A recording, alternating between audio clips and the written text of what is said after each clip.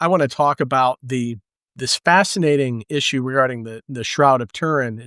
Can you give us just a little bit of background on what the Shroud of Turin is, where it came from, or maybe different views on where it came from, and where shroud studies stand today? Sure. Well, the shroud is a piece of linen cloth, a 3-to-1 weave. It's 14 feet 3 inches long, 3 feet 7 inches wide. And if I put my hand up like this, or use a pen, the shroud wrapped the body this way, so that and it's attached it behind over the head. Now, the front head and back head, there's a front image and a back image. There's It must have looped a little bit when they put it in the tomb, the body, because there's a gap between it, but it's attached. So if the body falls out and the cloth opens up, that's what you're looking at. And the two heads, so to speak, the face and the back of the head are together, and the feet are at opposite ends of the 14 feet 3 inches. And its modern history is believed by many to have been taken to Turkey at an early date, to Edessa, and sealed hermetically into a wall. The Muslims during the Crusades would often destroy Christian artifacts, and the shroud was hidden. And so one thing that kept it in good shape is that it was there for a long time, and it was discovered by accident later. But then the Knights Templar, the priests who are double trained, it's like a guy with a divinity degree who has a black belt in mixed martial arts. They were fighters who were priests, and they were fighting in the Crusades, and are typically blamed or praised as the ones who picked up the shroud and taken back. Its modern history is mostly Italy, a little bit France. This is the prognostication, and maybe a corner of Switzerland. But in that range, and you know the old argument: if it's a medieval document, then it's been there since the Middle Ages. But there's several major arguments now, very, very noteworthy arguments, that would say the shroud is much, much earlier. We could talk about that or not, but that's basically its history. There's very little doubt it goes from Middle Ages to the date, but there's been 2 or 3 arguments now. In fact, the latest argument against the carbon-14 was published by the Oxford Journal. I'd have to check this, but it may be the same Oxford Journal that published, or where the editor published, the bad news in 1988 about the C-14. But whoever it was, this journal, it wasn't a legit Oxford Journal. They thought it was worthy to be published as a worthy comeback to the 1988 carbon-14 dating. Okay, now in 1978, there was a team of scientists that looked at it. Did they do carbon dating on the shroud then? No, they did just about. Here's the key: they did just about every kind of test you could do that would qualify as non-destructive. They had no permission to do, in fact, were not allowed to do anything to the cloth. Now, some of the scientists, I co-authored 2 books on the shroud, and my co-author, Ken Stevenson, was the editor and spokesperson. He was an Air Force Academy professor, and he was a spokesman for the team of scientists that went over there in 1978. They were the acronym STURP, S-T-U-R-P, Shroud of Turin Research Project. And he kept the reporters off the scientists' back while they took thousands of photos and did all this stuff. They couldn't do anything, though, to destroy like a patch for car. And in those days, you had to take a much larger patch for C-14. Let's talk a little bit more just about the history of it. Many scholars will talk, pretty dogmatically, someone like Nicholas Allen, that the first historical appearances of it were, say, mid-14th century. Yeah, and that is not true. I just opened an essay yesterday by a shroud scholar, and he lists a bunch of references to the shroud between the 3rd and the 14th century. And I think he's got 2 of them in the 3rd century AD. And he's got basically, I skimmed the article, he's basically got at least one reference from every century, might have missed a couple, between 3 and 14 as centuries. Huh. So that's not true. And besides, like the Shroud guys would say, they call themselves the Shroud crowd, though, by the way, cute news. But Nice. as they would say, it's not really where the history is. By the way, there's a whole argument that is not mentioned in the Shroud, but artwork, that it looks clear that the artist doing the artwork going back to the 6th century AD had the shroud in front of the person when they were doing it, because the shroud has a lot of odd, very odd marks on the shroud. Why is there a triangle between the guy's eyes? Why does the beard come down and it seems to part right in the middle, but Yeah. off center, not here? It depends on which side. The shroud has left, right reversal, so it depends on which side. But there's a part in the shroud, and it's here. And it looks like the shroud is a modern goatee type thing and goes down to about here. But really, the beard goes down to here. So what's going on? Well, something's pulling the hair back against the throat. It's a long beard. And in the 3D photographs, which is one of the major 2 or 3 things about the shroud that can't be disproven, that can't be answered, something's drawing that hair back underneath, so the hair that pops out looks like a little goatee. But it's parted on the wrong side, in the center. But the beard goes down to here, as you can see very clearly on 3D photos. So that's just some of them. But when you say how many references, this article I was just telling you, I want to be clear, they're written references from the 3rd century on. The artwork argument goes from the 6th century all the way up to before the carbon-14. And one Duke University professor who did the most work on this, now he was not a photo optic specialist, he was a medical professor there with 2 specializations in medicine, but he developed a polar overlay photographic method, and he would take some Roman coins. They look a little like a dime, and they're solid, they're gold.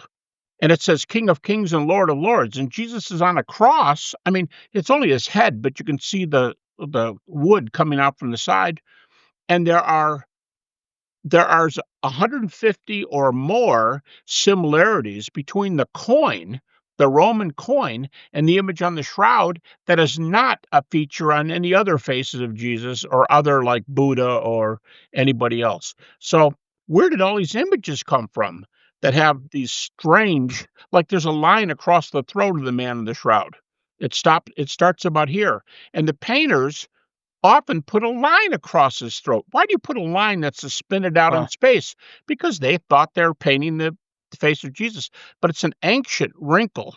How do you know? Because the blood flowed in it. The blood from the cross? Yeah, the blood from the cross. How do you know? Because in enhanced photos, it is red all the way across the thread. So, but not knowing that as an artist, why why put a line across his throat? Like you're framing a picture, but it starts here, it stops here. Why? And it's because I think for sure, I think this is a stronger argument than the mentions, um, is that the shroud was around and was copied long, long, long before the C-14. So, if that's the case, then it in a very severe way, it undermines Nicholas Allen's theory, which we'll talk about in a minute. But Sure. first, could you go over the primary naturalistic image formation theories? Right, there has to be some ultimate explanation as how this image appeared on the shroud, and you can go with either a theory of a miracle that somehow, when Jesus rose from the dead, there was some emanation of energy of some kind, or someone like Allen and other skeptics or naturalists are going to say, no, there must be an explanation that really is scientific, that involved no supernatural activity. And there are a number of those. What are those naturalistic theories? Well, they go in categories. Some of them are called contact images. And a contact image, here's some examples. Some people have heated statues or faces of a bust and put a cloth over it. And they figured out a way, they think they have, to put it on and take it off rather quickly, because if the thing is really heated, it'll make a hole in the cloth. But if you do it on and off, you might get a brownish discoloration, and you go, bingo, shroud image. That's probably that's got to be close to one of the worst theories. We in our two co-authored books, Ken and I, we have an appendix in the one book that I think I got permission to include it in the second one. They're done by different publishers.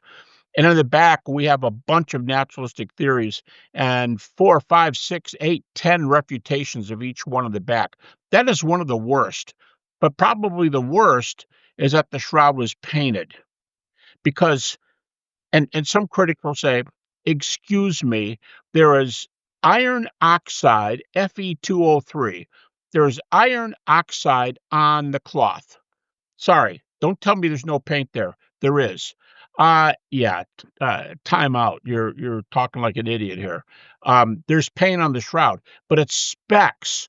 There are specks of paint, because we know the shroud was set to the right or left of a guy through the centuries, and somebody sits there and he's painting this face, believing it to be Jesus. And when you move your brush, some of the paint goes out there. It's on the front of the artist. But here's the point. Everybody is unanimous, all the scientists. And here's the key phrase: there's no paint, dye, powder, wet application, dry application, powder. There's no application that can account for the image on the shroud. Nobody's saying there's not paint specks, but there's nothing. And there's a lot of ways you can get there. But one is, that's one of the strongest evidences for the shroud. The threads. A thread could be made up of 200 fibrils. Now, we don't think of a thread, like a thread's pretty thin. 200 fibrils? Yeah, well, how many fibrils is the shroud image? Generally, one thread deep, not two. Sometimes I've heard people say it might be two. But I mean, it's not, the image is not on the back of the thread. It's on the front, not on the back. So if there's any kind of paint, dye, powder, even powder, a dry application, filters through porous things like threads. And so there's other ones. Probably the most popular theory was by two agnostic scientists who did the 78 investigation. He was from the Air Force Academy, a professor, and the other one was from the Jet Propulsion Lab in Pasadena.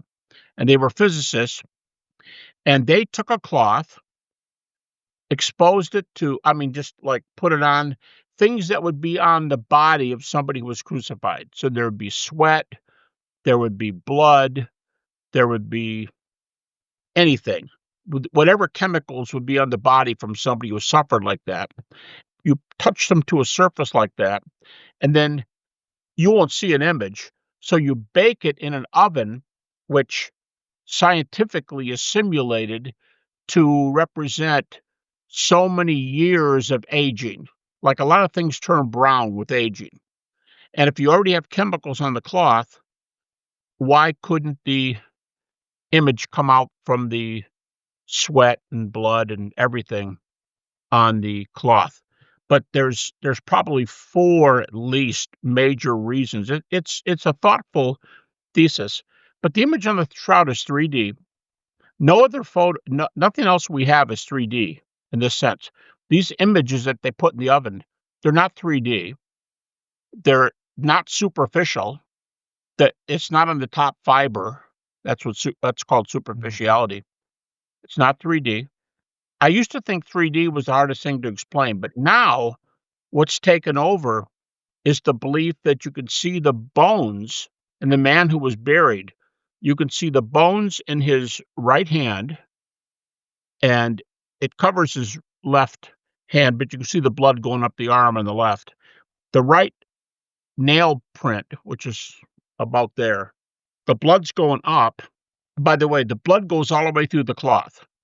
The image does not. Mm, mm, But the hand, people used to make fun of, the fingers look abnormally long. Here's you have the tip of the finger, and it looks like it's going up into the back of the hand. And somebody would say, "Oh, the man in the shroud, whoever he is, he's got Marfan syndrome, which Abraham Lincoln was famous for. Tall, gangly, long fingers.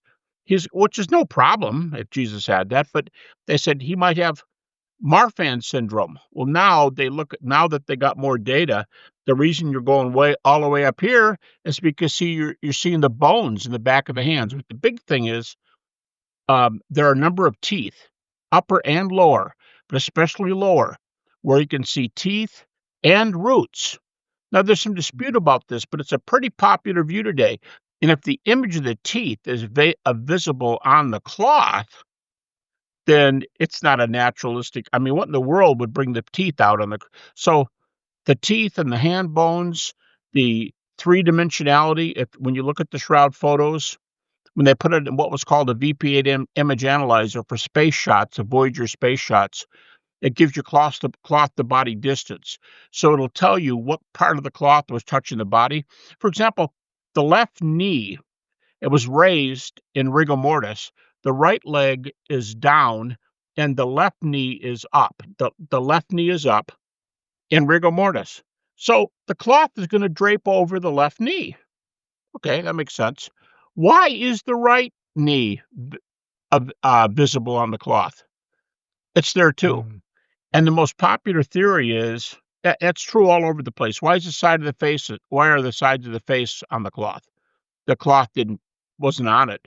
Mm-hmm. So in a bunch of experiments, chiefly with Italian physicists at Italian universities, repeatedly there have been different tests that argue that the image on the shroud is caused by radiation, two different kinds of radiation from a dead body.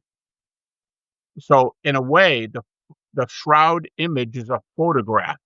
And you go, well, how so? Well, the same way, if you're playing baseball and you break your arm, they take you to the hospital and you say, what happened? You say, well, the doctor looked at the photograph and my elbow is broken. You looked at the photograph. What he looked at was the x-ray, but we frequently call an x-ray a photograph. So they think the image on the shroud is two different kinds of radiation from a dead, crucified body. By the way, the man in the shroud, there's about a half dozen evidences that he's dead. One of them is that he's in a state of rigor mortis. He also has post-mortem blood flow. So whatever energy caused this would have essentially X-ray properties, wouldn't Yep. it, in order to pick up as you mentioned, the bones, the metacarpals, the sinuses, as well as teeth. That's fascinating. That's hard. The teeth are killers because when you see them in the photos, next time, if you have a really good shroud face photo, look right below the lower lip and see these little tiny vertical, and you can even see roots on them. Now, a very prominent shroud researcher and a good buddy of mine, Barry Schwartz, before he died recently, he was probably the best known shroud expert, and a Jew who believed, not a Christian, who believed that the man in the shroud was Jesus. He just said to me a few times, Gary, it could be the resurrection. I don't know, but I dearly hope it isn't, and I dearly hope they're going to get a naturalistic theory. Right now, I can't disprove it. Wow. And he's the main guy. Well, you gotta admire that honesty. Yeah. So this scholar, Nicholas Allen, Yep. he's proposed a pretty innovative theory that appeals to a kind of proto-photography Right. that he maintains all the elements there would have been available to people in the 14th century, Europeans in the 14th century, because they had lenses. They were able to set up a kind of crude photographic system benefiting from the radiation from the sun. Right. They would have access to silver nitrate, and if you have that shroud soaked in it, or at least on the surface that silver nitrate's painted on there, you could have an image produced, and so that's his theory, and it does overcome so many of the problems we've been talking about, with the direct or indirect contact theories, and it's an innovative theory. So, what are your thoughts on that? What are the strengths and weaknesses of that theory? Okay, now you have to tell me a little bit, how does he get the image on the cloth? Is it contact or is it non-contact? Well, there's a lens that's set up such that the light of the sun, um, Oh, okay. figures in there, and of course, there's radiation there. But it would have to be the image would have to be produced over 2 or 3 days. Yeah, I've got an ex-student of mine, Christian, committed Christian, who has played with something similar and argues for something similar. He's, not a pro-Shroud guy, but he's a very committed Christian. So, but let's just I'll give you 2 sides. When a lot of the Shroud crowd, they get upset with me. I debate anti-Shroud guys. There's one guy in particular who's debated a couple of the main Shroud guys, and my friends, my Shroud friends, told me that this guy won, this skeptic won, and so I was asked to debate him. And according to what everybody said, it wasn't a very close debate. In fact, after it was over, I got invited to join the Italian scientific study of the Shroud, and I'm not a scientist. I didn't join them, but they wanted my 2 cents in there. Okay, people do these kind of things, but they get upset with me. Pro-Shroud people get upset with me because when someone says to me, "How pro-Shroud are you?" I'll say, to make a joke, and this doesn't often make them happy, I'll say, "It depends on what side of the bed I got up on. And if I wake up in a bad mood, it might be it might be 70%. If I wake up in a great mood and it's sunny out and I feel like going fishing, I live in a little lake, it might be 90%. Just kinda, and I make this little joke. I'll say, and they go, "But what do you really think it is?" And I'm saying, 80, 85, maybe 90. And they go, "Well, why do you think it's not like 99?" And I'll say that what's positive about this guy and theories like that is that's why I'm not 100% sure, because somebody could come up with something and match it, and that doesn't prove that's what the Shroud is, but it proves it's a viable possibility. Okay.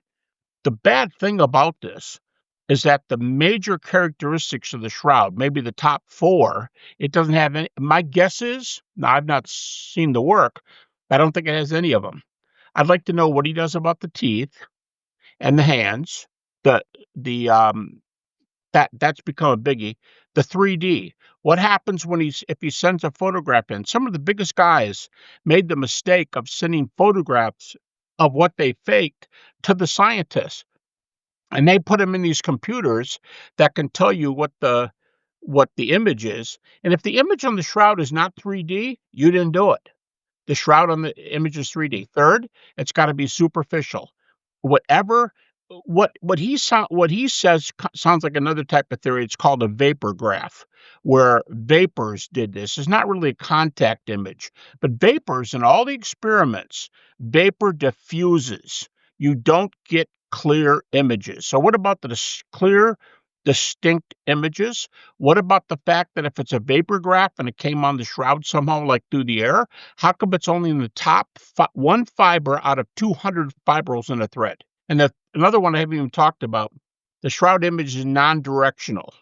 That's right. We have a photograph of non-directional in one of our books. If you take the shade off of your living room lamp, and it's a really bright bulb, and you take a photograph, it looks like the sun. It looks like boom. The image is not, let's put it this way. If you colored or painted, you would do this. I'm left-handed. Okay, I got tired. This way. That's directionality. There's no directionality in the Shroud. So I'm just guessing he cannot reproduce the major characteristics. Yeah. What about the body being in a state of rigor mortis? What about postmortem blood flow? Now, you can put blood on the shroud, but I don't think anybody in the Middle Ages would think enough to put postmortem blood on the shroud. They might be lucky if they even thought enough to put blood on the shroud. From the presentation of his that I saw, he does, simulate or reproduce the superficiality and, that kind of photographic image, negative image. He can't account for, I think you're right, that the images of the bone, the teeth, he can't 3D. even come right, the dimensionality. Um, also, he's very dogmatic about, the blood being added later, and that contradicts what we know about the shroud in that the image is not underneath the blood. That shows that the blood was there before the image was formed. Um, I follow you. it Yep. it it somehow blocked it, yeah. And then the other thing is, I guess, more circumstantial. He's really big on the motive being that, okay, relics and icons were big business in the Middle Ages, right? I mean, and there's a lot of money to be made there, and so True. the church had an incentive to do this as a real moneymaker, but guess what? There's no other case like this, not just in that period, but for centuries on, where anybody used this kind of proto-photographic technology, even though this would have been a major moneymaker. I mean, you can think about what kings and queens would pay to be able to have photographic images of Sure. themselves, and yet they resisted that temptation to make all that money. Mm, um, it doesn't sound like Yep. human nature to Here's me. a couple more for you, Jim, on that theory. Cardinal sin of the "let's make a lot of money and show an image" thing is, why are the nail wounds in the wrists? When in the Middle Ages, a guy named McNair, who's a medieval art historian, he says of the hundreds of pieces of medieval crucifixion literature, artwork that he's seen, none of them put the image here. All of them put the nail here, which today it's unanimously In rejected. the middle of the palm. But if you're gonna show it, people are gonna go, "Whoa, that's not Jesus. He showed him his hands and his feet. That's wrist, dude. You're wrong." That's But what good. they don't realize is in the Greek New Testament, my understanding is a Greek-speaking person told me this, there's no Greek word for wrist that could be used. So the word hand, unlike a lot of words in Greek, the word hand, I've been told that the word hand is used for the upper arm once in a while. It's not very specific. So to say hand, you could say, "Oh, there's my hand," everything you see. Mm. Um, so you don't do this. And also, here's the clincher, the man in the shroud may be nude. Now he's got a cloth over him, but he may be nude. If the nail in the wrist and a nude Jesus are not issues in the Middle Ages, I think you got a story there alone. Yeah, But that's good. if this guy admits that he's got problems with the bones. He says a lot of people, by the way, I don't know because I haven't investigated what he's doing, but and I'm not a scientist. But if he says he can do superficiality, I want him to submit that to the scientists. My guess is it's not in the top fiber out of 200 fibers. It's not. Mm. He might say superficial means it's on the top. It doesn't mean it's on the only in the top. It means it's on 1/200th of a thread fibril. That's superficial. Well, it's only on 20. Sorry, that doesn't do it. So, but if he admits the 3D, if he admits the teeth and the bones, if the superficial fails, what do you do with the non-directional thing?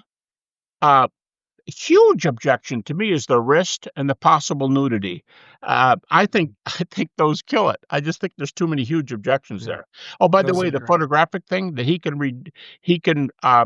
reproduce the left-right reversal and the light-darkness reversal. When I debated this guy recently on this, well, it's not too recent now, maybe 3 years. It's on my YouTube site. I started by giving 10 arguments in favor of the shroud. The photographic negative arguments were like numbers 9 and 10. They were at the very bottom of my list. It's true that a lot of photographic things can be reproduced. That's just neither here nor there to me. It's so low that you can mention it is worthwhile, but it can be reproduced. So, it's a little stumbler, but it's one of those things where you stumble on a football field and jump up right away and you're 100% fine. Um, I don't think the photography things are any argument at all. So let's talk a little bit more about the dating. And I don't know much about this, but I'm sure you do. Is analysis of the shroud and residue of flora that have been discovered. I've just heard a little bit about this. That's indigenous to, say, Palestine. Jerusalem. Yeah. Yeah, and the more there's a couple versions of this, and they're not all equally scientific. The one that's caught a lot of attention is that a pre-78 investigation. It was very superficial in comparison, but a good investigation by some good people was done in 73, 5 years before the 78 investigation.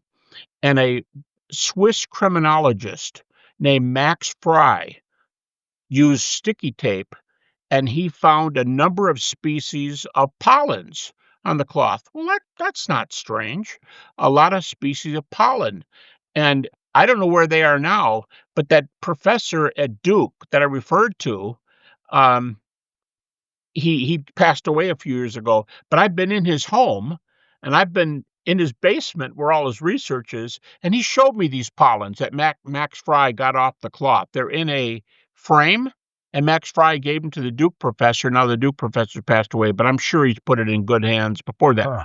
But a number of these particles are found only in the Dead Sea area around Israel, and that's odd when the thing hasn't been out of France, Italy, and maybe a touch of Switzerland, the corner there between France and Italy. Uh, why pollens? You go, well, anybody could get pollens from the Middle East and sprinkle them. In the 14th century, when the guy did this, are you kidding me? Why would you go to the trouble of getting pollens from the Middle East when nobody in their right mind is going to know what you put on there? It's going to look like dirt to them. They can't test it.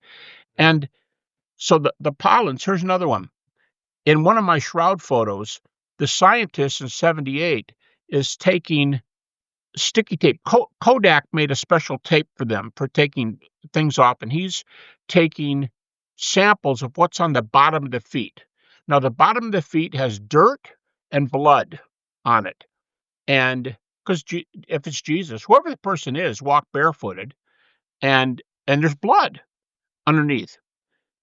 They submitted the dirt to a peer-reviewed secular chemical journal, and it was a species of limestone that is found almost exclusively in Jerusalem. Now you put Hmm. that with the fiber, with the like I told you, the guy from Duke who's got the plants, the spores, and so on. Uh, those are two things that link it to Israel, and come on, you're not gonna. Have either of those discoveries been published? And if Oh, so, yeah. Yeah, because the one with Max Fry, it's been out since '73. Now, okay. not all the scientists are equally committed to it, but it's got a lot going for it. It's pretty well received. You don't hear the limestone on the feet, too often, but I'd have to do some looking because it's never been a huge argument to me, but you can get the peer-reviewed chemical journal that published the article because it was really interesting that whatever this image is on the cloth, it's known from Western Europe, which everybody admits, and the dirt is from Jerusalem. So it was published in a chemical journal. That article is available. I might even have it Okay. in my files. But Yeah. and for me, those are way down the list. They're not going to be anywhere up there with the teeth, the 3D, the non-directionality, and the superficiality are going to be the biggies for Mhm. me. So overall, given all the evidence, you are inclined to believe that it's authentic. I tend that way, but I am not afraid to say that if this guy you're talking about or the equivalent, somebody else, if they do it and they can reproduce it and it passes all the tests, I still wouldn't say they've successfully faked it.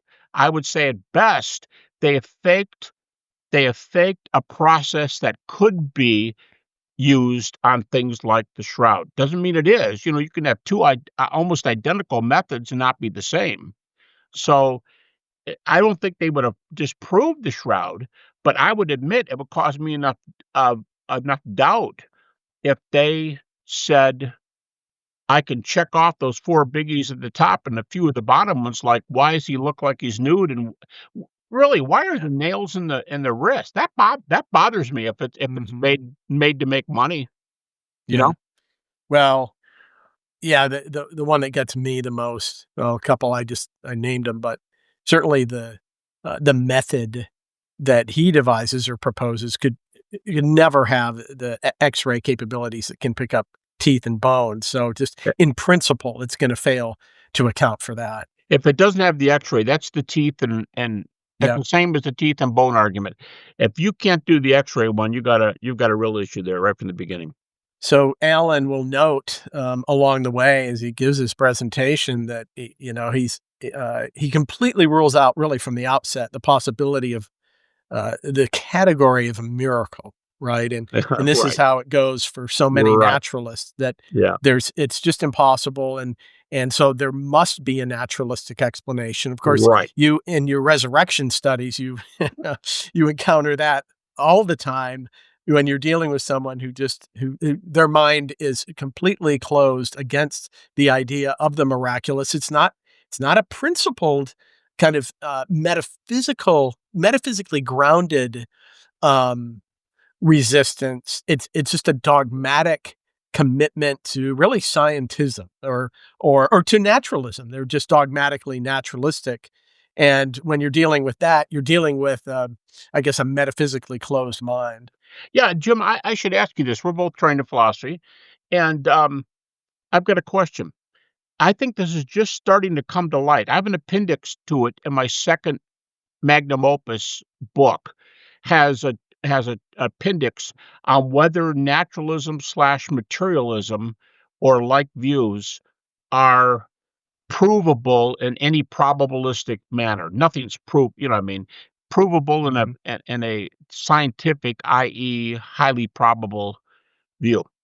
I called Bill Craig when I was doing this one chapter, and he told me, and I got some examples of my own, but I wonder what you think about this.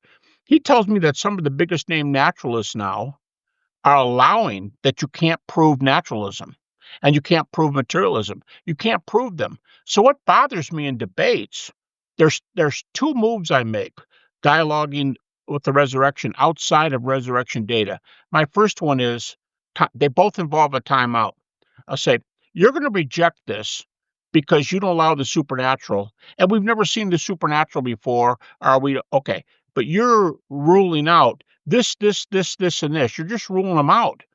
I've got a book behind me. I won't pull it out, but it's by a Harvard-trained PhD that has documented cases of miracles done in South America and Africa. Interesting thing, the book was published by Harvard University Press, and the 2 endorsements on the back are from a present and former uh, faculty members at Harvard Medical School. Now, at least that should Hmm. make you think. So when the guy says, these things don't happen in the world, I go, well, nobody says this has to be proof, but go tell Harvard University Press that, you know? And and so there are supernatural things. Critics usually admit today that Jesus predicted the resurrection ahead of time. Critics almost always admit that Jesus healed, almost always. But here's my point: you can't prove naturalism or materialism to be highly probable. And Bill gave me a couple sources of some of the biggest name naturalists who concede it. But the easiest one to get my hands on, Bertrand Russell, who a friend of mine just said Bertrand Russell he thinks was the chief atheist of the last generation, and he puts Anthony Flew number 2. But Bertrand Russell, he said, could be number 1. In many interviews, I got 2 or 3 on my shelf. Bertrand Russell is asked, "Can you disprove God?" And he said, "No." But his comeback, the way he smothers this thing is to go, "Yeah, and I can't prove Valhalla, or I can't prove Mercury, or I can't prove them either." Yeah, that's not my point. Can you prove God doesn't exist? No. Is that to say you can't prove naturalism's true? Materialism is true? You can't prove that? And if they can't show their worldview is true, but I bring up miracles, Jesus predicted the resurrection ahead of time, he did healing miracles, you got this resurrection. What in the world is the shroud? And then my other time out is let's talk about near-death experiences. And I just got an email today, a huge research project that's being done based on my research on NDEs. They just told me about it, that they think they're flipping the script on naturalism from NDEs because there are over 4 dozen cases now of near-death experiences in the presence of no measurable brain or heart waves, both, neither one. No brain or heart. You could say, well, it could be there and we can't measure it. Well, that's really funny because years ago you'd say, well, how come you don't do those tests? They could really do them. Well, now we can do them. And these people are long past. One guy was 92 minutes past that point, and the evidence he gave was maybe the best ever. Now, here's my point. If NDEs are like intelligent design and fine tuning, they don't prove any religion's true. They just show that I think naturalism and materialism are false. And if there's an afterlife, it's almost like end of story. If there's an afterlife, don't get on my case for talking about resurrection with evidence or the shroud with evidence. Don't get on my case if you can't prove your view, naturalism, and if you can't disprove NDEs. I think it's a lost case. I think that by the way, this one that's doing the experiment with the NDEs and showing naturalism is false, they're saying a worldview is ready to flip on the data of this experiment alone. And what the naturalists and materialists are at least going to have to become chastened in the sense of allowing some supernatural something or other in the world. But they've already lost the battle if they make that move. Sure, there are a lot of, I guess, categories of evidence that are kind of converging against naturalism. It's been happening for a while, and one of them is just this basic fact about human consciousness, which, particularly since the mid 20th century, naturalists have been trying to come up with some sort of paradigm that can provide an explanation here in terms of how somehow consciousness reduces to naturalistic processes. But the fact that you have a Thomas Nagel, among others, Anthony Flew, admitting, okay, our paradigm can't explain this. There has to be something that's totally different in terms of a basic metaphysic that explains this. And a number of them are turning to panpsychism and so on. Epiphenomenalism. Yeah. So to me, it boils down to this, that there are really two basic perspectives that are on offer. And I call them matter over mind and mind over matter. Okay. Either consciousness and all of these, apparently non-physical phenomena somehow reduced to material realities and processes, or it's the other way around. And the fundamental reality is a mind, a conscious mind, and all of the physical world is a product of the activity of that mind. Those are your two choices. And seems to me, and you would agree, that overwhelmingly the matter over mind view is in serious crisis, increasingly so as the years and decades go on. And mind over matter is looking more and more secure, and the evidences are pointing more and more towards the ultimate reality being a basic consciousness or mind. Let's finish up here. This is a question that I pose to all our guests, and it just has to do with your kind of broadest perspective on life and its meaning. And it's the classic question: what is your view of the meaning of life? And also, how has your professional work aimed to work out that conviction in practice? Yeah. Now, if you mean beyond the shroud, Yes. like where I can also use resurrection, I tell my PhD students that I just told a guy in a broadcast yesterday that obviously people know I teach at Liberty, so they know what my view of Scripture is, what doctrinal statement I sign. But if somebody showed me that the Old Testament and virtually the entire New Testament is almost totally in error, it's myth, it's a lot of other stuff. However, the minimal facts, we can at least get the death, resurrection of Jesus, and I would make a minimal facts argument, which I do in a later chapter of that book, for the deity of Christ. If everything else in Scripture is wrong except for the gospel, message, and Jesus is right. Whenever the gospel is defined in Paul and in the book of Acts, it's deity, death, resurrection. If that's all we know is true by virtue of the minimal facts and or the shroud, if someone wants to go there, then we know Christianity is true.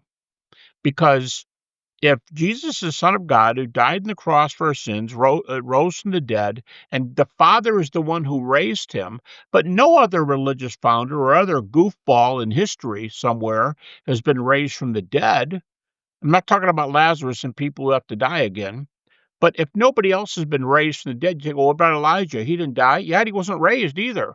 So if Jesus is the only one who is raised from the dead, why in the world would the God of the universe raise this man who's wrong about the the two most blasphemous things he would have taught? That I hold the keys to the kingdom. It's not Peter. I'm at the gates of the kingdom. What you do with me determines where you spend eternity. And Rudolf Bultmann and the New Testament scholars today, critics, they will allow that Jesus taught that he was the path to the kingdom. Take up your cross and follow me. He's the path to the kingdom. And secondly, if he taught his deity, which I think is very strongly, that's a whole nother argument. I think is very strongly, if he called himself deity, forget his deity, if he called himself deity, and if he's the keys to the kingdom, the kingdom of God was his number one teaching. Everybody agrees, virtually everybody. And God raises him, then to me, God just put a stamp of approval on the guy that has the two most incredibly blasphemous claims standing against him. And I think that would be without excuse. So the fact that God raised him, I think, and we have near-death experiences to show you there's an afterlife and blah, blah, blah. I think we have the Christian worldview. If all we get is the gospel, the resurrection is everything. Deity, death, resurrection, really. Wow. That's good. Yep. This is our eternal hope, isn't it? It's wonderful. And all those other objections about Old Testament ethics and so on, as important as they are relative to the resurrection of Jesus, they really are red herrings. You need to give some sort of alternative account or explanation, or you're going to have to bring your life into line with the demands of this person who proved his deity through his resurrection. Right. Oh, well, thank you so much. This has been great, and I commend you again. For your work. You've done such great stuff, and that is not just rigorous from a scholarly standpoint, but it's profoundly edifying to the Church of God. So thank you. Thank you. Yep. That to me is about the best thing you could say. I just told my research assistant today on the phone, if my stuff ministers to people and meets needs, that's what I'm alive for. I'm alive for the ministry. So I appreciate you saying that. Thank you for listening to the Kalos Center podcast. We gave you our thoughts. Now let us know what you think. Email us at podcast@kalos.center.